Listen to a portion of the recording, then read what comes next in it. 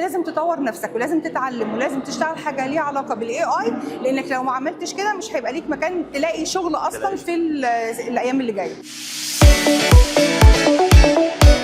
ازي حضرتك؟ ازاي؟ عامله ايه؟ الحمد لله. انا محمود. اهلا بيك يا محمود. احنا كيف ماركتنج ايجنتس.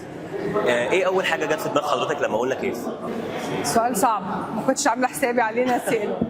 يعني لما بنسمع كلمه كيف كده ايه اللي بيجي في دماغنا على طول؟ ان اقعد في هدوء لوحدي مع اللابتوب بتاعي، وبحب دايما اعمل حاجات جديده واتعلم حاجات جديده، فكيفي دايما اقعد لوحدي معايا اللابتوب، اشوف ايه الجديد، اعمل شغلي، ابديت ليه كل حاجه، فانا ده كيفي. ده الكيف بالظبط، هي كيف ده الكونسيبت بتاعها اللي هو النو هاو والمزاج او الروقان. احنا حابين بس نتعرف على حضرتك الاول. انا دكتوره داليا ابو المجد، المدير التنفيذي لشركه دي دي اي للاعلان وعضو مجلس الاداره، وانا مستشار التسويق والتجاره الدولي ورئيسه لجنه المؤتمرات والمعارض الدوليه في المجلس العربي الافرو اسيوي للتكنولوجيا والزراعه. واخر حاجه بقى خالص، انا رئيس مجلس اداره شركه دلتا لايف للذكاء الاصطناعي. اهلا بحضرتك، حضرتك منورانا. طيب بما ان احنا النهارده في ذا ماركتيريز ليج ودي سبيشال راوند لانها بتجمع ما بين الماركتنج والميديا، احنا عايزين بقى نبعد عن الشغل خالص بقى، عن الماركتنج والميديا، احنا نازلين بكاركتر النوستالجيا، فعايزين بقى نرجع لايام زمان. تمام. فهنرجع رحله كده لورا وعاملين لعبه بسيطه كده جميله ان شاء الله حضرتك يعني تستمتع فيها معانا. دي لو جات لك الفرصه تصلح حاجه زمان هتكون ايه؟ هصلح التعليم، لان للاسف الشديد على 25 سنه اللي فاتوا كانت في خطه ممنهجه لتبويظ التعليم مش للارتقاء بالتعليم. بالظبط. بدات من اول المدارس الدوليه اللي دخلت، اللي الناس بدات تتهاتف عليها انها تدخلها بس عشان يتقال ان اولادها في المدارس دي، ما بصوش لتعليم، ما بصوش لانتماء، ما بصوش لوطنيتهم، ما بصوش لاي حاجه. انا ولادي بس لسانهم معوج بيتكلموا لغه، مع ان احنا زمان لما كنا ندخل مدرسة حكومي وثانوية عامة احنا كنا بنتباهى ان احنا من الشطار، لان اللي كان بيدخل المدارس اللي بالفلوس دول الفشلة. بالظبط. فاحنا كنا بنتباهى بلبس مدرستنا ان احنا في ثانوية عامة، ونتباهى باسم مدرستنا الحكومي اللي احنا فيها اللي بتطلع الاوائل. وكان بالنسبة لنا اي حد بيخش بفلوس ده كده فاشلين وجايبين مجاميع قليلة. بالظبط. للأسف الشديد اتقلبت الآية، بقت الناس تتباهى هي في مدارس دوليه او مدارس تجريبيه او خاصه بشكل عام، انترناشونال، اي حاجه، وللاسف الشديد لا بيطلعوا لا تعليم ولا بيطلعوا تربيه ولا اخلاق. هناخد تاني فقره معانا، هي فقره بقى الذكريات، اسئله عن الذكريات. اول خروجه خرجتيها مع اصحابك كانت فين وصرفتي كام؟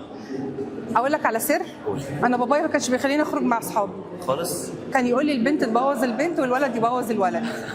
فكان قصه ان انا اقول له خارجه مع صحابي دي مرفوضه. حتى صاحبتي جارتي هي تجيلك انت ما تروحلهاش، فحياه ربنا على كده. فانا عمري ما خرجت خروجه مع صحابي لوحدي وانا صغيره. لما دخلت الجامعه طيب ابتديت اخرج حتى؟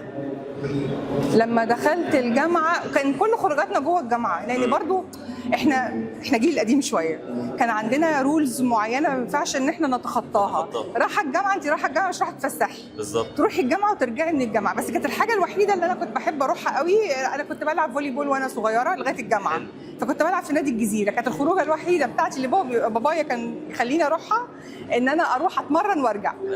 بس دي الخروجه بالنسبه لي. بس بس ثالث حاجه معانا هو سقوط، اللي هو اول حاجه عندي. لا ده اكيد الروز هيبقى السؤال بقى خاص بيه، فزي ما حضرتك استنى ما اشوف هيطلع لنا ايه.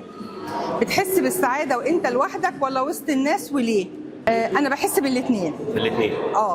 بحس بالسعاده لما ابقى لوحدي، لان انا بعرف ابسط نفسي، يعني بعمل الحاجات اللي انا بحبها خلاص. وسط الناس اللي بحبهم والناس اللي انا عايزه ابقى متواجده معاهم وحابه قعدتهم، دول اللي بشعر معاهم بالسعاده. بس يعني لو حضرتك هتقولي نصيحه للشباب الجديده اللي طالعه تبقى ايه هي النصيحه؟ طيب هي النصيحه لكل الشباب اللي انا عايزه اديها له، اتعلم واشتغل على نفسك. ازاي؟ اتعلم الدراسه اللي انت يعني دخلتها خلاص، وان كان بقى مجموعك دخلها، ان كان اهلك اختاروا لك الطريق ده انك انت تمشي فيه، بس ده مش هيمنعك انت تتعلم الحاجات اللي بتحبها او تتعلم الحاجات اللي ريليتد باللي انت بتتعلمه، وخصوصا حاجات اللي ليها علاقه بالاي اي، لان ده المستقبل. لانك انت لو بتشتغل شغلانه دكتور، مهندس، محاسب، مدرس، اي حاجه، لو انت ما بتشتغلش حاجه ليها علاقه بالاي اي، انت مش هيبقى ليك دور ولا مكان في المستقبل مع الشغلانات اللي بتتطور دلوقتي. لان في اكتر من 150 شغلانه خلال الفتره اللي جايه هتتلغي وهيظهر مكانها شغلانات جديده.